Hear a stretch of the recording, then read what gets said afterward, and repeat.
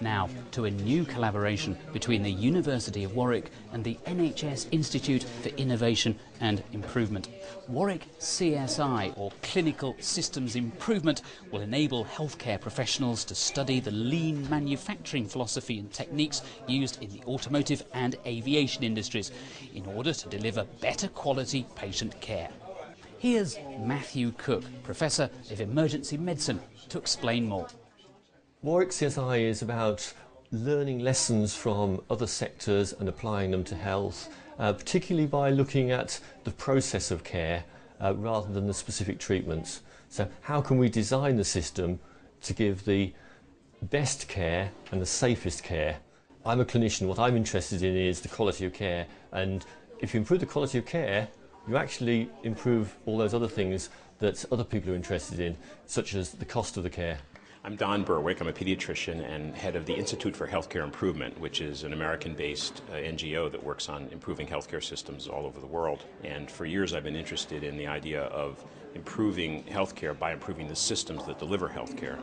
Lean thinking, or lean production, is a branch of improvement that developed outside healthcare in industries that figured out how you can have kind of waste-free production, do away with waiting times, do away with inventories, do away with wasted efforts on the part of staff and employees.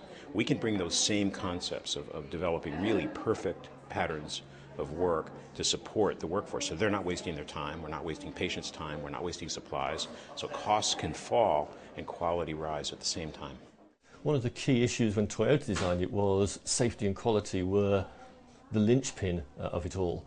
And simple things such as, actually, if there's 6 different people seeing a patient, they have to hand over to another person who hands over to another and another, and each time you hand over there's an opportunity there for information to get lost, and therefore a safety issue. If somebody's allergic to a drug perhaps, and it doesn't get passed on to the next person. So if we go to a lean system where only one person cares for that person in their whole stay, there aren't the opportunities to lose information. It's also around designing systems so that if there's been a mistake, can we design it so that can't go wrong again?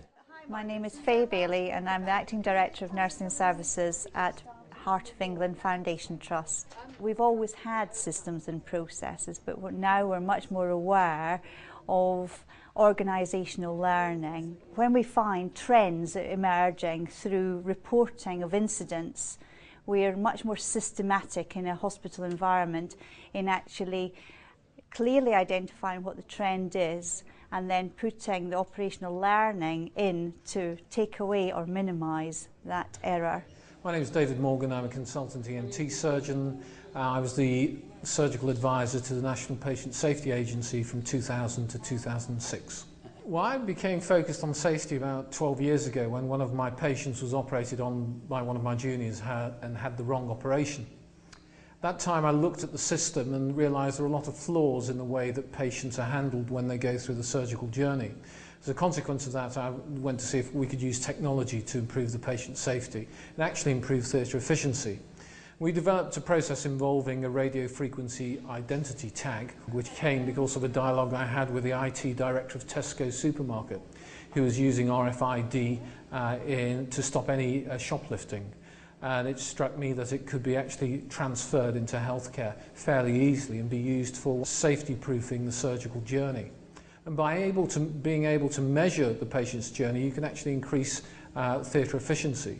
And as a result of that, we found that not only does it mistake-proof the surgical journey, it actually improves theatre throughput from anything from 19 to 25%.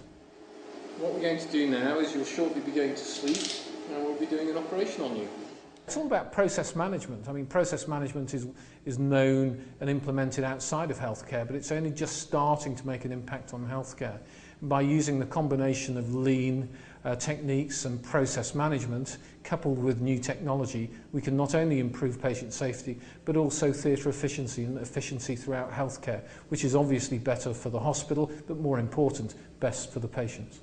I'm a consultant in the emergency department here, and several years ago we realised there were certain processes here that had gradually evolved rather than being designed from scratch, and so we'd actually added lots of extra little steps for good reason, But actually, when we stood back and looked at the whole system, we realised there was a really complicated system for something that was relatively simple.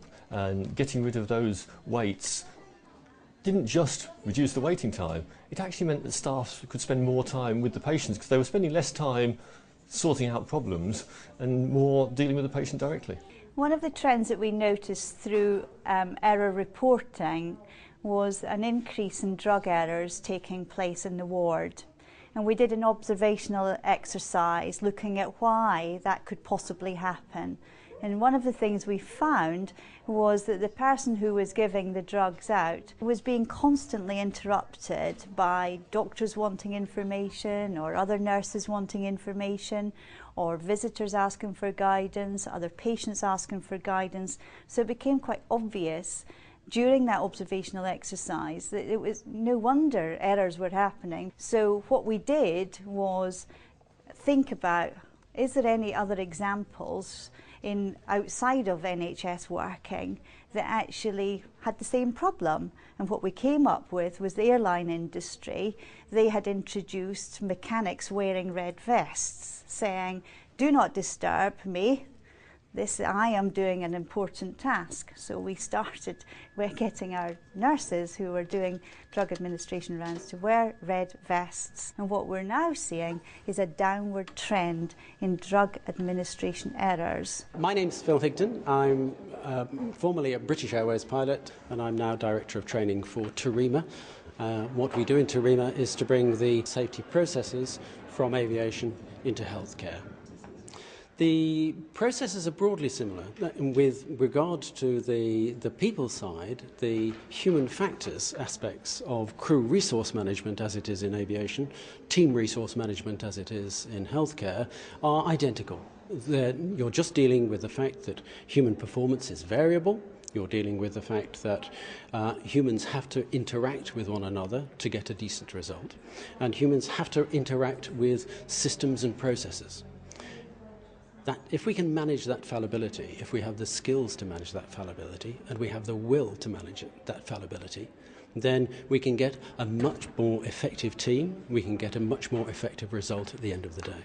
To beat up on the healthcare workforce or blame them for things gone wrong is naive and absolutely wrong. To redesign healthcare so it can perform for patients the way we really want it to, that's mature, that's advanced, that's where the healthcare needs to go, and that's what Warwick CSI is trying to learn with the rest of us.